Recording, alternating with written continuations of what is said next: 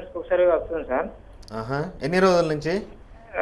ఇప్పటికి 7 years నుంచి ఇదే విధంగా వస్తుంది. అయితే 4 years బ్యాక్ సైడ్ కొంచెం నొప్పి, 2 side నొప్పి వచ్చింది మాకు. అయితే మళ్ళీ ఆటోమేటిక్ గా తగ్గిపోయింది. తర్వాత ఈ విధంగా 7-5 years నుంచి ఈ విధంగా మూత్రం కంటిన్యూగా వస్తుంది అని చెప్పి నేను ఒక షుగర్ గిట్ల ఉండవచ్చు అని చెప్పి చూపించాను. షుగర్ ఏం లేదు అని చెప్పారు. కాకపోతే ఈ విధంగా 30 minutes ఒకసారి మూత్రానికి ఎక్కువసారి వెళ్ళడం వల్ల మాకు ప్రాబ్లం ఉంది సార్. అయితే దీని వల్ల మొన్న పేపర్ లో వచ్చింది, ఏమన్నా వచ్చిందంటే మూత్రం ఎక్కువగా నడవడం వల్ల ఇట్లా కిడ్నీ ప్లస్ మూత్రంలో శుద్ధ ఇట్లా వెళ్ళిపోవడం అది అని చెప్పి పేపర్కి ఇచ్చారు. అయితే కిడ్నీస్ ఏమన్నా అంటే ఫిల్టర్ కాకపోవడం లేకపోతే అదే అని చెప్పి భయం అవుతుంది సార్ మాకు. ఇప్పుడు మీ ఏజ్ ఎంత? ఏజ్ 21-22 ఉంటుంది సార్. ఆ మధ్యలో 21-22 years ఉన్నాయి కదా. యూజువల్లీ మీకు ఎక్కువ మూత్రం పోయడం అనేది చాలా కారణాలు ఉండొచ్చు దానికి. అంటే ఒక్క నిమిషం సార్, మాకు వాటర్ తాగడం ఎక్కువ అలవాటు సార్ నాకు.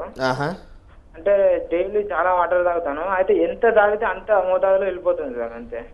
అంటే మీరు ఇంతకుముందు చాలా క్వశ్చన్స్ వచ్చినాయి, కిడ్నీ స్టోన్స్ ప్రివెంట్ చేయాలంటే ఏం చేయాలి అని. అంటే ఎనఫ్ వాటర్ తాగాలి, ఇంత యూరిన్ చేయాలి అని చెప్పినాము, కానీ ఎక్కువ వాటర్ తాగాలనేది కూడా ఎక్కడ లేదండి. అదేం హెల్ప్ చేయదు. అంటే మీకు అవసరం ఉన్న దానికంటే, దాహమైన దానికంటే ఎక్కువ వాటర్ తాగాల్సిన అవసరం కూడా ఏం లేదు. రెండోది, మీకు ఎక్కువ మూత్రము వస్తున్నది అంటే అది ప్రాస్టేట్ ప్రాబ్లం అయ్యే ఛాన్స్ లేదు మీ ఏజ్కి.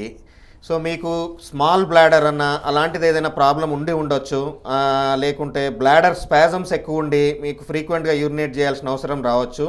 ఇప్పుడు మీకు డయాబెటీస్ లేదు, ఇన్ఫెక్షన్ లేదు, కిడ్నీ ప్రాబ్లం లేదు అంటే ఇలాంటివి రూల్ అవుట్ చేయాలి. స్మాల్ బ్లాడర్ అనేది, బ్లాడర్ స్పాజమ్స్ అనేది, ఇలాంటి టెస్ట్లు యూరాలజిస్ట్ అనే వాళ్ళు చేస్తారు. సో మీరు ఎవరైనా యూరాలజిస్ట్ని సంప్రదించాలండి. డాక్టర్ గారు, ఈ కిడ్నీ ప్రాబ్లమ్స్ రాకుండా మనకి ఎలాంటి జాగ్రత్తలు తీసుకోవాలి? ముందు జాగ్రత్త కొంచెం క్లుప్తంగా చెప్పండి.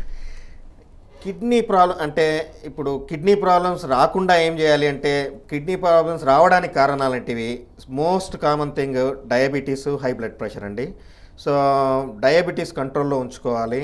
హై బ్లడ్ ప్రెషర్ ఉన్న వాళ్ళు blood pressure at least depending on the person less than 130 systolic, 80 diastolic అంత బ్లడ్ ప్రెషర్ మెయింటైన్ చేయాలి.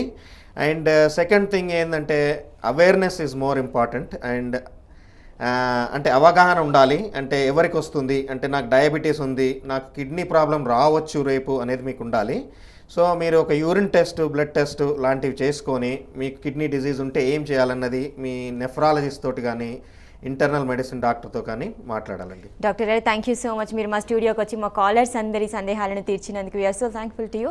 ఇది వాటి వైద్యం ఆరోగ్యం కార్యక్రమం. తిరిగి రేపటి కార్యక్రమంలో కలుద్దాం. నమస్కారం.